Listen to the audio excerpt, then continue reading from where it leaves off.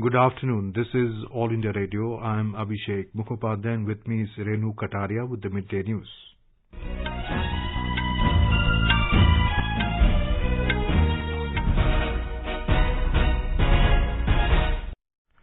The headlines.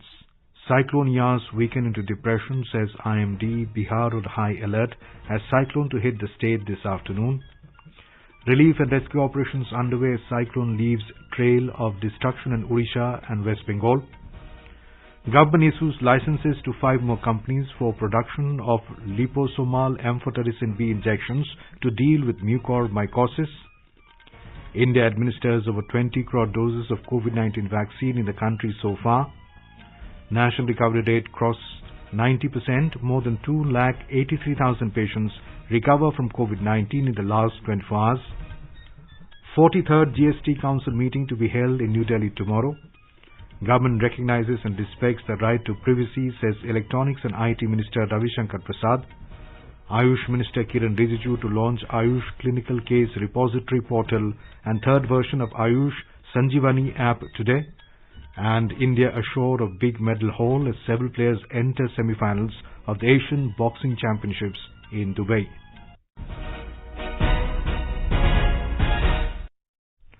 As the number of COVID cases is on the rise, we appeal to our listeners not to lower their guard, take all precautions, and all those above 45 years who have taken the first dose of COVID-19 vaccine to get vaccinated with the second dose at the scheduled time. Stay safe and protected by following these 3 simple steps. Wear a face mask, maintain 2 gaz ki duri for social distancing, focus on hand and face hygiene. And now the news in detail. Cyclone Yas has further weakened after entering the Chota Nagpur Plateau area in Jharkhand. Weather Department presently mentioned that the cyclone is now slowly progressing northwards and will gradually weaken into a depression. Almost 21 districts of the state are witnessing intermittent rainfall due to the cyclonic effect, while gusty winds are blowing at a speed of 20 to 30 kilometers per hour in the southwestern parts of the state. More from a correspondent. Few mud houses in East Singhbhum, Saraikela Kharsawa districts have been destroyed due to the effect of Cyclone Yas, while 2 people have lost their lives as a house fell down in state capital Ranchi due to cyclones. Water level in Kharkhai river is crossing above the danger mark and Rajnagar block in Saraikela Kharsawa district has been totally cut off from the rest of the district. Water level of Swanrekha river is also flowing above the danger mark in East Singhbhum district. Rescue and relief operations are being carried out for people shifted to makeshift shelter homes by district administration. Meanwhile, Ranchi recorded highest rainfall of 151 millimeters in last 24 hours after a gap of 31 years in the month of May due to the cyclonic storm. Shilpi, AIR News, Ranchi. Bihar has been put on high alert amid the forecast that Cyclone Yas would be hitting the state this afternoon. The cyclone will enter the state through Jharkhand. Chief Minister Nitish Kumar has instructed all district magistrates to remain on high alert in view of cyclone. Mr. Kumar said 22 teams of NDRF and SDRF have been deployed in states, districts adjoining Jharkhand and West Bengal to meet any eventuality. Met Department predicts cyclone will hit Patna at 5:30 p.m.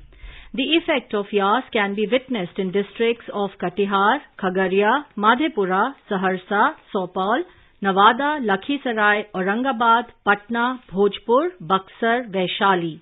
An alert for heavy to very heavy rainfall at isolated places was issued for the state. It has also alerted people of the state to stay away from open spaces, trees, to avoid getting struck by lightning. Met scientists said though widespread rainfall and thunderstorm is likely to occur in the state by 29th of May, the impact of the cyclone will be more over the next 2 days with higher intensity in northwestern parts of the state. The East Central Railways has cancelled 15 trains in view of cyclone. In West Bengal, over the severe cyclone Yas, high tide due to the full moon or Purnima known as Bhora Kotal further damaged low-lying coastal areas last night. Rivers were swollen and resulted in inundation of areas further. People were advised to stay at relief centres and not to return to their homes. Hundreds of villages in the coastal areas of the Sundarbans are submerged. In East Medinipur, the impact of Yas left a trail of destruction at tourist places like Digha, Mandormoni, Tajpur and Shankarpur along with coastal villages. Disaster management personnel are engaged in rescue and relief operations. In places where the water level has been reduced, inmates were seen trying to save their belongings and head towards relief centers. According to the state administration, relief materials amounting to 10 crores have already been sent to the damaged districts. A detailed survey is being made and officers of the departments have been asked to submit reports of assessment, particularly related to agriculture, horticulture, animal husbandry and fisheries. In Odisha, district administration of the cyclone-hit areas have stepped up the relief and restoration efforts.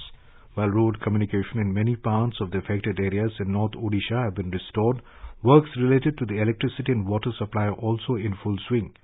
Meanwhile, Chief Minister Naveen Patnaik has made an aerial survey of the affected districts today to assess the extent of the cyclonic damage.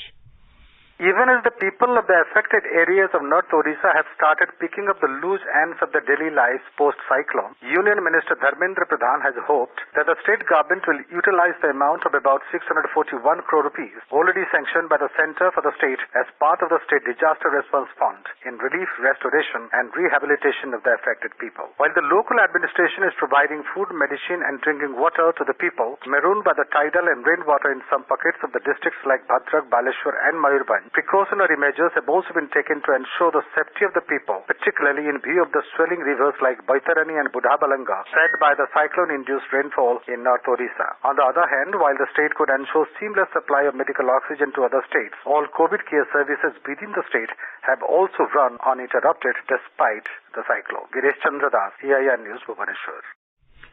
Government today reiterated that it fully recognizes and respects the right of privacy and the ordinary users of WhatsApp have nothing to fear with the new rules. Electronics and IT Minister Ravi Shankar Prasad asserted that the entire objective of new rules is to find out who started the message that led to commissioning of specific crimes mentioned in the rules. He said that the obligation to reveal the first originator of an offensive message already in circulation relates only to offences relating to sovereignty, integrity and security of India, public order, rape, child sexual abuse. That too when other less intrusive measures are not effective. The minister added that the new rules are only designed to prevent abuse and misuse of social media. Maintaining that government welcomes criticism, including right to ask questions, Mr. Prasad said the rules only empower the ordinary users of social media when they become victims of abuse and misuse. A statement from Twitter said it is deeply committed to the people of India. It said the services has proven vital for the public conversation and a source of support for people during the pandemic. To keep the service available, Twitter will strive to comply with applicable law in India. It said just as a company does around the world, Twitter will continue to be strictly guided by principles of transparency, a commitment to empowering every voice on the service and protecting freedom of expression and privacy under the rule of law. Finance Minister Nirmala Sitharaman will chair the 43rd Gst Council Meeting through video conferencing at 11 a.m. in New Delhi tomorrow. The meeting will be attended by Minister of State for Finance Anurag Thakur. Finance ministers of state and union territories and senior officers from union government and the states will also participate in the meeting. The last 42nd Gst Council meeting was held on 5th October last year. During the meeting, several key recommendations were made like releasing of compensation to states and further simplifying the GST return filing system to reduce the compliance burden on taxpayers. Uttar Pradesh government has imposed Essential Services Maintenance Act (ESMA) in state. The order released in this regard says that the act will be imposed for next 6 months. More from our Lucknow correspondent. The Uttar Pradesh Essential Services Maintenance Act 1966 prohibits strikes by employees in a long list of essential services like railways, airport, post and telegraph. It also bans the strike in government departments, government-run corporations and development authorities. Last time the act was imposed in a state on 25th November last year and the time period of 6 months was expired. The order issued on 25th May says that the state government is satisfied that it is is necessary and expedient in the public interest to do so. State witnessed second wave of COVID infection and preparing for the third wave, and the order is being seen as a step to deal with this situation. Sushil Chandra Tiwari, AIR News, Lucknow. India is witnessing a declining trend in the active number of coronavirus cases, and the recovery rate is continuously improving. Union Health Ministry said the recovery rate has crossed 90% today. The ministry said over 283,000 patients recovered from this infectious disease within 24 hours. So far, over 2.46 crore patients have already recovered from this disease. The active cases of COVID-19 comprise 8.84% of the cumulative positive cases. The ministry said there are over 24,19,000 active cases in the country at present.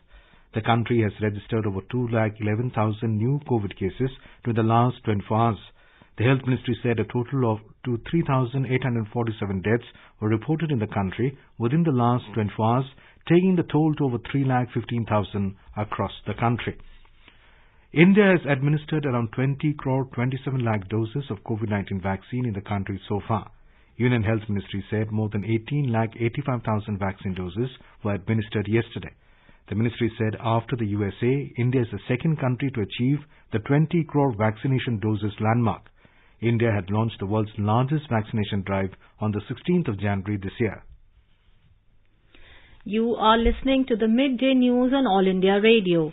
A reminder of the headlines before we move on. Cyclone Yas weakened into depression, says IMD. Bihar on high alert as cyclone to hit the state this afternoon.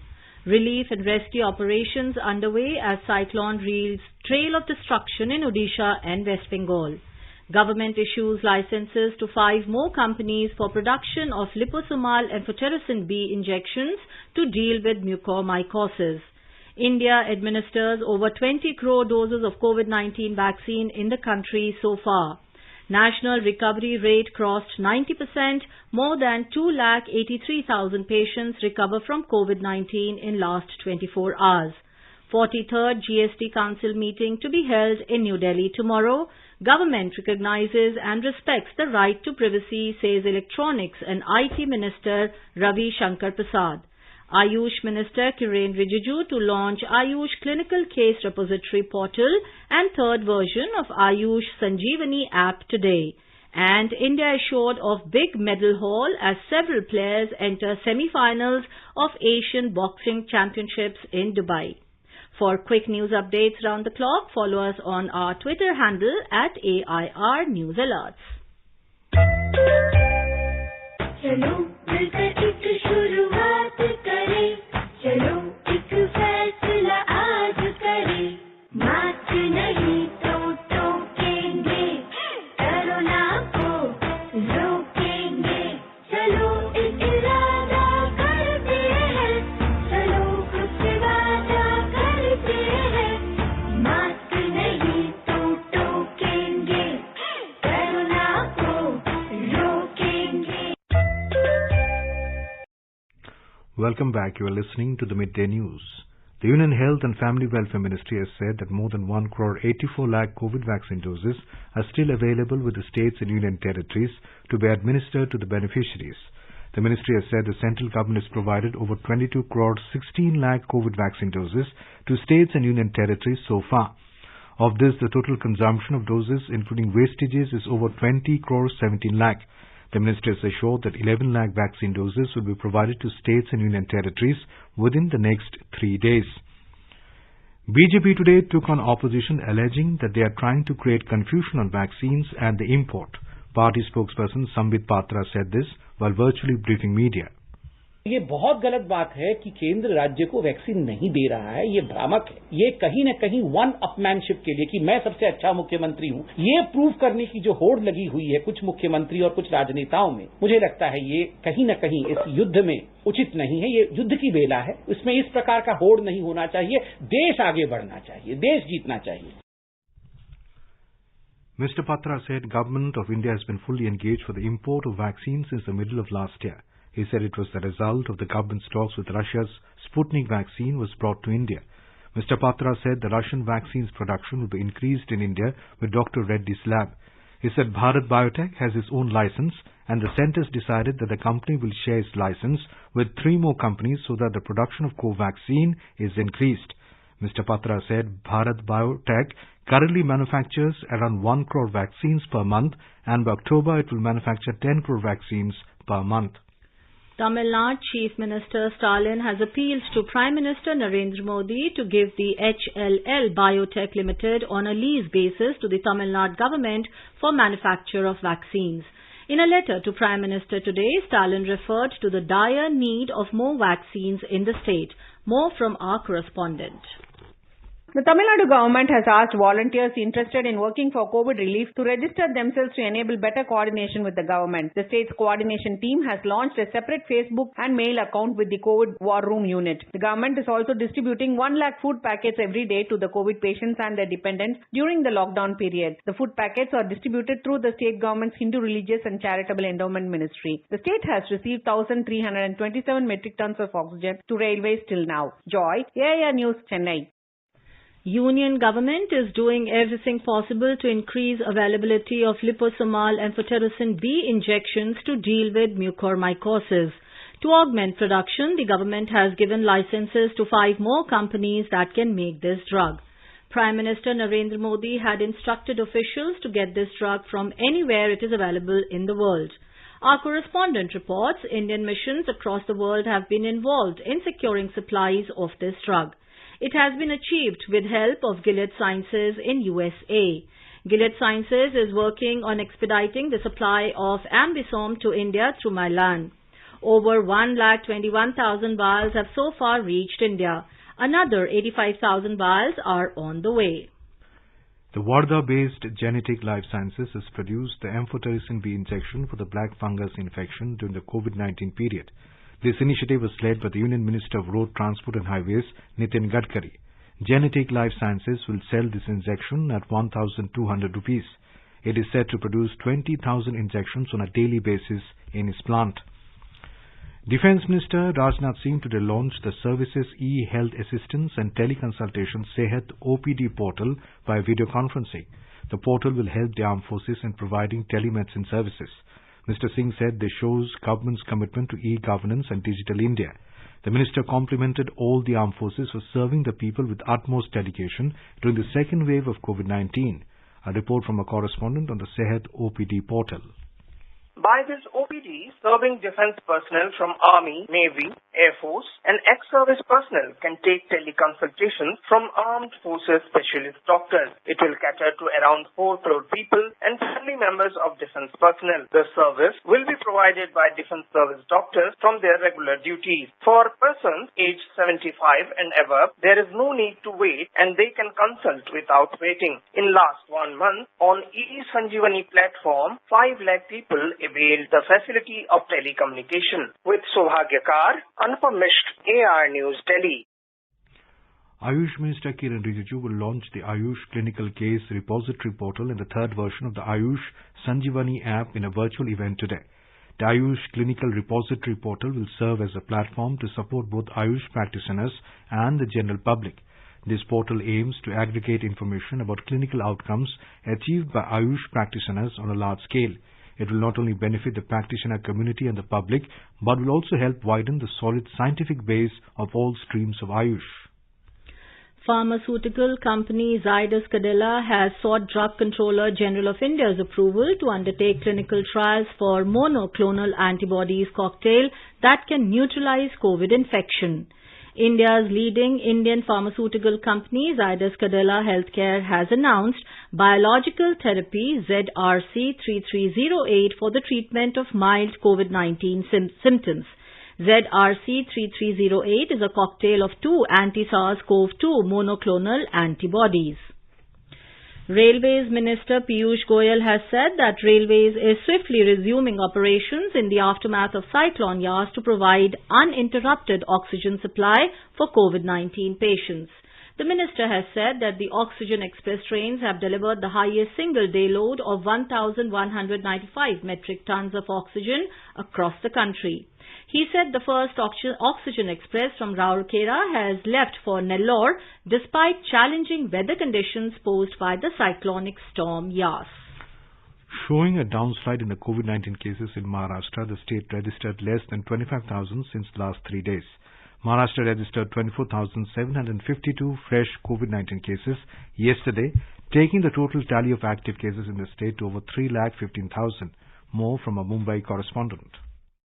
Since last 3 days, Maharashtra registered less than 25,000 cases in a day. According to the State Health Department, the state registered 22,122 cases on Monday, followed by 24,136 cases on Tuesday. However, the case fatality rate in the state is little high at 1.62%. As per the State Health Department, as many as 453 corona patients succumbed to the infection yesterday. On the other hand, 23,065 patients were discharged on the same day, taking the tally of recovery to 52,41,833. The recovery rate in the state is 92.76%. Currently, there are 3,15,042 active cases in the state. Devapriya Bhattacharjee, AIR News, Mumbai.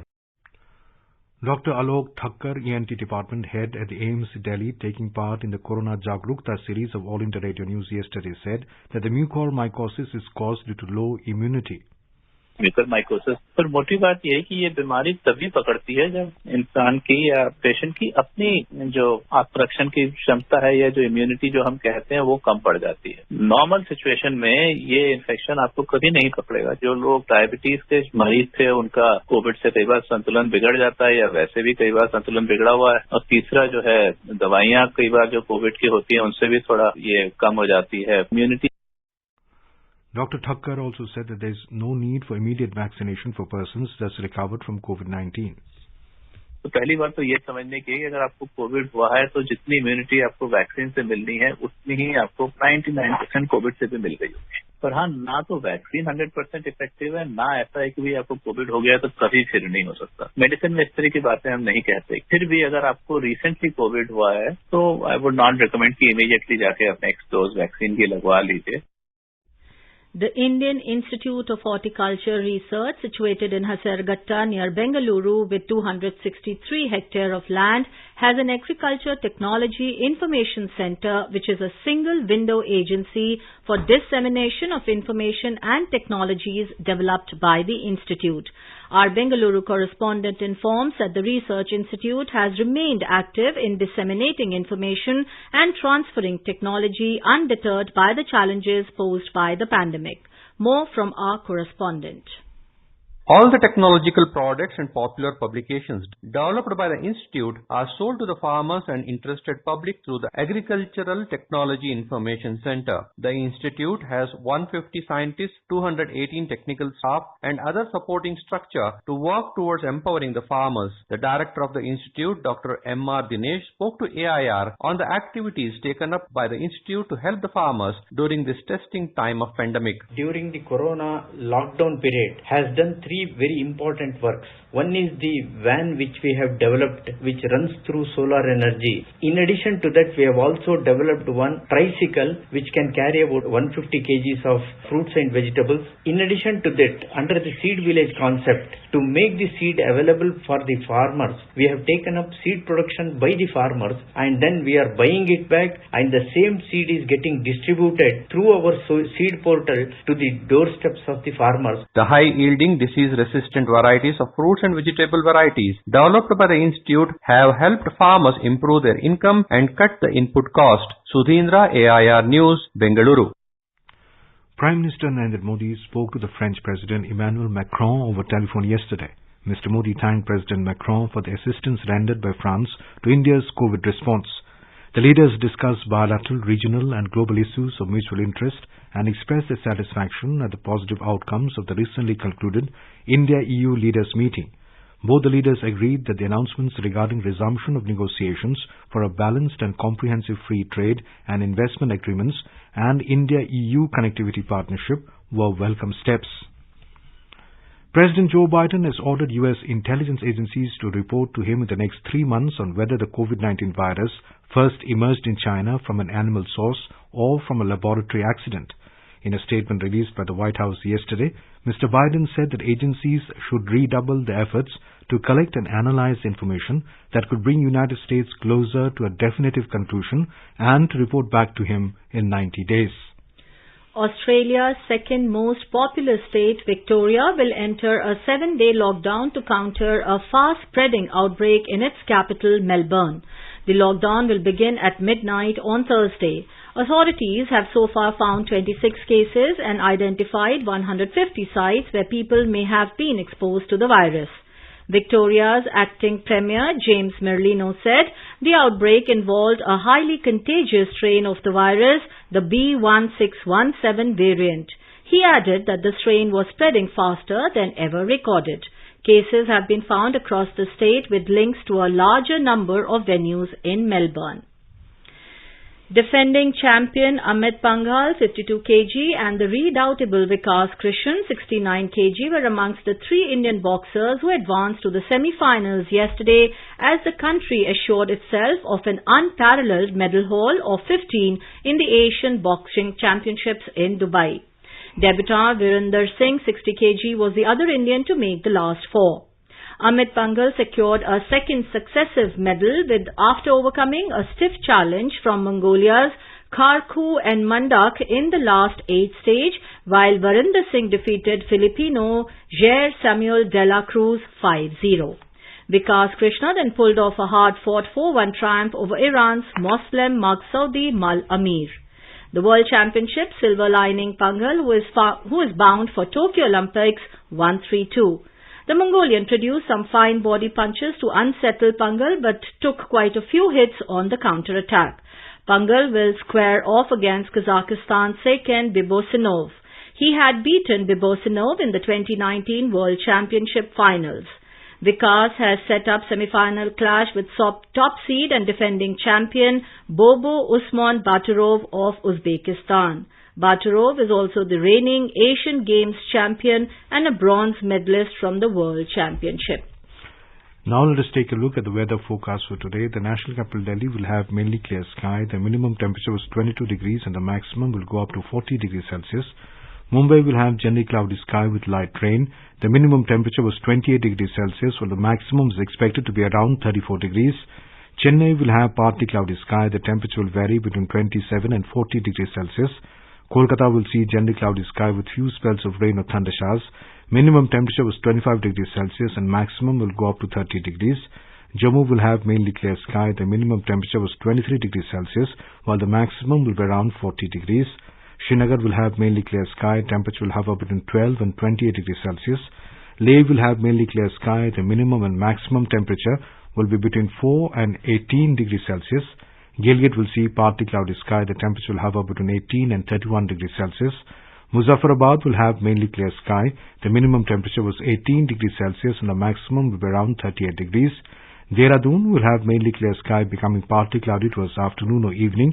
The minimum temperature was 22 degrees Celsius while the maximum will be around 37 degrees.